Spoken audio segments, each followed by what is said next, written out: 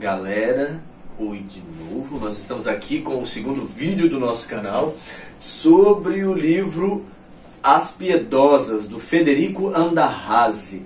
Gente, cada nome, eu não sei se Andahasi é assim, se fala o H com Hasi, né? Mas ele é argentino, acho que deve ser, se não, não, acho que não, né? Acho que não. Hasi não, Andahasi, né? É argentino. Então galera, Federico Andahasi, errei, olha, Federico Andahasi, é difícil de falar, mas vocês é só escrever, tem um H, vocês encontram ele quando forem comprar o livro. Então, este livrinho aqui é um suspiro gótico, gente, no século XX, pensa só, quase 2 séculos depois da literatura gótica, e depois ela já está sepultada por praticamente 1 século e meio aí, vamos jogar essa data, esse tempo. Um cara que é argentino escreveu essa pequena aventurinha, essa pequena novela gótica, As Piedosas, que é uma história muito divertida e muito curiosa, que não deixa de ser uma tese sobre a criação da literatura gótica, né?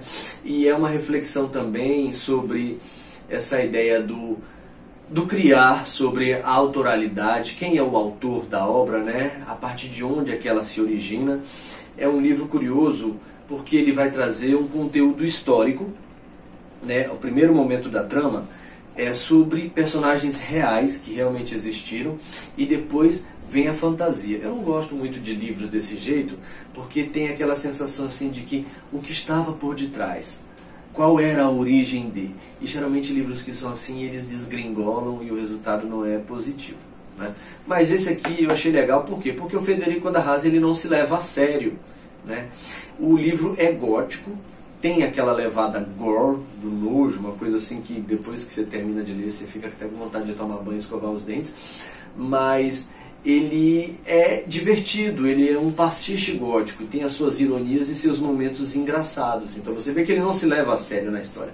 A história começa primeiramente, com aquele fato histórico determinante do segundo momento da literatura gótica, em que o Lord Byron vai para a Suíça, lá para a vila de Odate, com o super amigo dele, o Percy Shelley, com a esposa dele, a Mary Shelley, e a Claire Clairmont, que era irmã da Mary, né, para poder gastar tempo e passar férias, fazendo piquenique nos Alpes, coisa que é bastante difícil para fazer, né, para nós. E ele leva de quebra o médico dele, o John Polidori, que é o bode expiatório do grupo, né? Todo mundo caçou dele, todo mundo zomba dele. A gente tem aí relatos históricos de que eles não se entendiam bem, o Lord Byron e o Polidori, era uma amizade assim às turras. E nós sabemos que é nessa reunião, nesse acontecimento aí, que vão surgir histórias clássicas da literatura gótica, né, do segundo momento dela, que é o Frankenstein, criado pela Mary Shelley, e o Vampiro do Polidori, que é o primeiro vampiro da literatura, né, o primeiro vampiro original. E essa história das Piedosas, ela está totalmente estruturada para explicar para nós a origem desses livros. O que vai acontecer? Lá naquela reunião, com aquele monte de chuva, quando eles podiam estar curtindo o verão e na verdade é chuvoso, eles decidem fazer aquele concurso para ver quem vai criar a melhor história gótica. O Polidori e principalmente a Mary Shelley, eles não têm ideia do que eles vão fazer. É nesse momento que surge o segundo arco da história, né? Que é a segunda história do livro e é a história central, onde tudo vai se desenvolver. Ele vai receber, o John Polidori, misteriosas cartas de uma francesa, né, que tem origem americana, né? A família dela saiu da França, foi para os Estados Unidos, viveu em Nova Orleans e depois volta para a Europa, na França, chamada Annette Legrand. E a Annette vai explicar para o Polidori que ela não é um ser humano comum, ela na verdade é um monstro, né? Ela é parte de uma, como é que se diz isso? Trigemelaridade. Ela tem irmãs gêmeas, né, que se chamam Colette, Clarette e Bebete, né? O pai delas vivia lá em Nova Orleans e estava pobre, paupérrimo, gastou tudo, não deu certo, e ele recebe inesperadamente uma herança de um parente francês e volta para a Europa. Lá ele conhece a esposa, ela fica grávida das 3 gêmeas, e quando a esposa dele vai parir, ela tem um problema na gravidez. Meu Deus, o celular tá tocando. Pera aí, galera, tem alguma coisa muito importante. Pronto. Então, onde é que eu tava? Assim, a gravidez dela é difícil e o parto começa a ficar complicado. Naquele momento vem a tempestade tipicamente gótica, a tempestade diluviana, né? A casa começa a ser invadida por água, e aí naquele momento ela dá à luz às gêmeas, e quando o cara pega as filhas dele, as gêmeas, ele percebe que no meio delas tem uma coisa esquisita, peluda e melada, e aí quando ele segura elas duas, elas soltam imediatamente aquilo e aquele troço cai dentro da água, né? E aí ele vê que aquela coisa começa a boiar numa direção e ele tem a impressão de que aquilo está se movendo, ele realmente descobre que aquilo está se movendo. E aí ele vai tomar consciência de que aquilo ali era um teratoma, né? Depois vocês olham lá no YouTube, no Wikipedia, o que é um teratoma, que é um câncer, é um tipo de câncer. Na verdade, essa história é bastante complicada. A gente sabe que existem, na literatura medicinal, na medicina, os gêmeos canibais, né? Quando estão dentro do útero da mãe, às vezes um sobrevive e o outro morre. E aí o que acontece com aquele que morre? Ele vira um câncer, às vezes ele corre o risco de devorar o outro feto. Ou então ele é absorvido pelo feto que sobrevive. E nesse caso, né, tinha umas belas gêmeas formadas e aquele teratoma que vivia, que existia. E aí ele vê que aquela coisa está viva e ele tenta matar. Ele pega as gêmeas, segura no braço e põe o pé em cima daquela criatura e começa a afogá-la. Só que ele percebe que na medida em que ele afoga ela, os bebês que estão no braço dele, falta o ar deles, né? E aí ele tem logo a sacação de que se ele matar aquela coisa, misteriosamente ele vai matar também as lindas gêmeas que ele tem no braço. Então ele deixa aquela criatura viva, ela sai dali correndo para não morrer, pela água, entra pelos buracos da parede e some. E ele nunca mais vai vê-la. Mas ele sabe que ela vive ali, né, no interior da casa, no subsolo da casa, no porão. Enquanto as filhas gêmeas dele, a Clarete e a Bebete, crescem lindas e vigorosas, ele sabe que aquela criatura está viva. Porque de alguma maneira a vida delas está ligada. Então, a Annette conta essa história. Ela conta que ela é uma criatura disforme, ela é um teratoma gigante, né, que sobreviveu.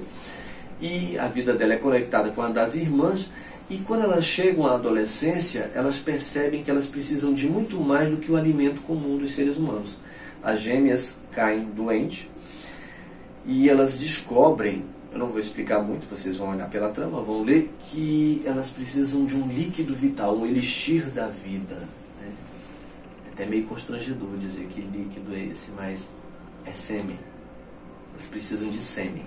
Então o que acontece? As duas que são muito bonitas, elas começam a seduzir os homens, né, para que eles possam liberar o sêmen deles, para que a Annette possa se alimentar do sêmen deles. Né? A minha amiga que grava aqui comigo, que é minha diretora, ela está adorando essa história. Ela já está fazendo até o sinal de que ela vai escovar os dentes quando ela sair, não falei. E aí? Então a Annette, ela diz pro Polidoro: olha, eu já te contei a minha história, a questão é a seguinte, cara, né? Vamos ao que interessa.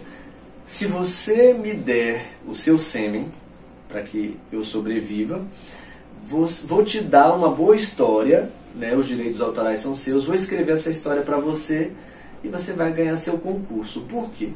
Nas demais cartas que ela vai trocando com ele, ela vai contar que, engraçado, de maneira como o monstro do Frankenstein aprendeu a ler e a entender, a conversar, ela também, né, por detrás das paredes da casa, enquanto as irmãs dela recebiam aulas de uma preceptora, foi que ela aprendeu a ler, foi que aprendeu a escrever, e tinha uma grande biblioteca nessa casa que o pai dela herdou. Ele pega essa biblioteca que ele achava que ocupava espaço e joga no porão. Então aí ela tem um mundo de literatura, né? Ela passa o tempo inteiro absorvendo. Ela até descreve a leitura dela como uma coisa fágica. Ela come os livros, ela diz que ela janta, almoça e toma os livros no café. E ela vai ficando muito inteligente. Então a partir daí ela tem arcabouço para escrever muitas histórias, né? E as irmãs dela, em contraposição, são burras, né? São as bonitas burras e a feia inteligente, né? É uma alegoria que a gente conhece bastante. Então, para que o belo viva, o feio também precisa viver, ele vem junto. Como eu falei, tem um determinado momento em que as irmãs bonitinhas dela vão adoecer e vão descobrir que ela precisa se alimentar do sêmen, e é assim que começa essa jornada, né? Durante muito tempo na vida delas, enquanto as irmãs delas são bonitas e jovens, então são a Clarete e a Babette que se preocupam com a alimentação da turma, né?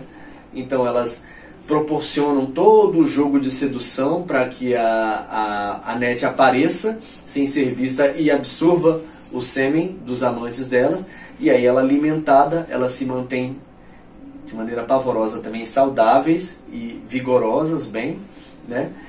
Só que elas vão envelhecer, as gêmeas envelhecem e aí o negócio fica difícil, né? Aí é que a trama começa a enrolar, porque é difícil e ridículo e engraçado a maneira como elas vão tentar obter esse elixir da vida, muitas vezes desastrosa, e começam a acontecer crimes.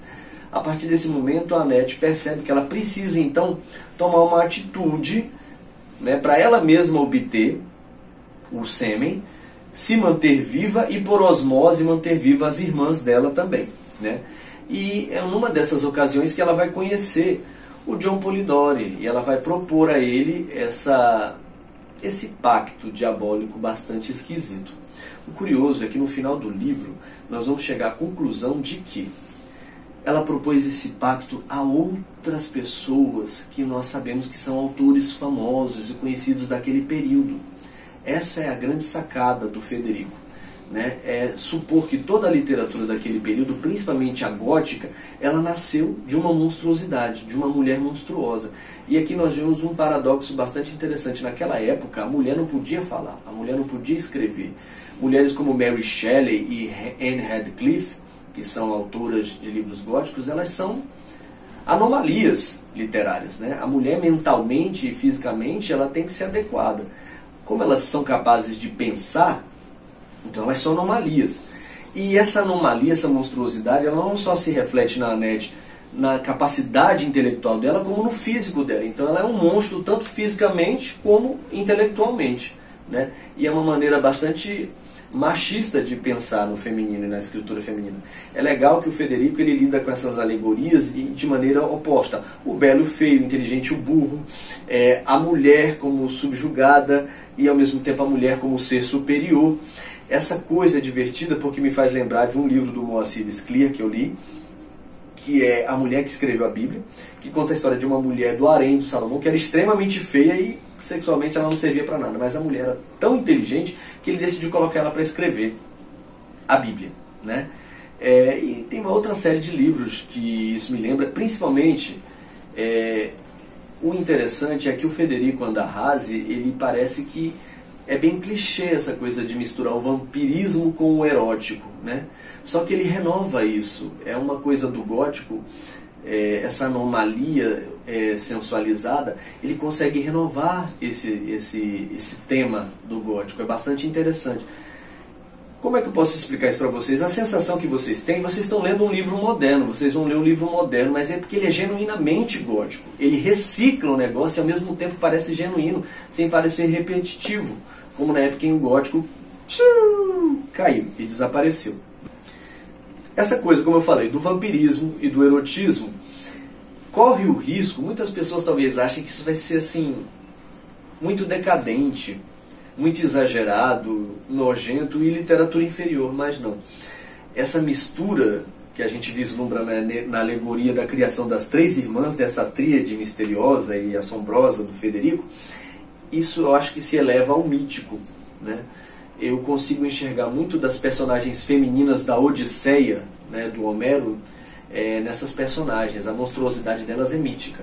Eu me lembro da Sila e da Carídibes, que são monstros que devoram os caras ali no mar, né? O Odisseu escapa dela. E, na verdade, elas são devoradores sexuais do masculino, né? Elas se nutrem do masculino para existir. E a mesma coisa é o que acontece, infelizmente, com as irmãs Legrand, com a Annette, a Clarete e a Babette. Elas precisam do homem, do sêmen, para viver, né? É, de certa forma, bastante machista, mas curiosamente é uma mistura, cara, uma confusão entre o machismo e o feminismo, porque elas se valem disso para mostrar que elas são fortes e poderosas. A Annette, ela é inteligente, ela é superior, e essa é a tese do Federico na hora de criar a história dele, de que toda a literatura gótica ela veio da concepção de uma mulher monstruosa, do pensamento de uma mulher monstro. E eu achei super legal, por isso que eu estou falando dele, recomendo para todo mundo, é um livro pequeno, uma leitura rápida, muito tempo eu li ele, e eu tenho certeza que quem lê não vai se arrepender. Dou para ele o quê? Umas 4 estrelas.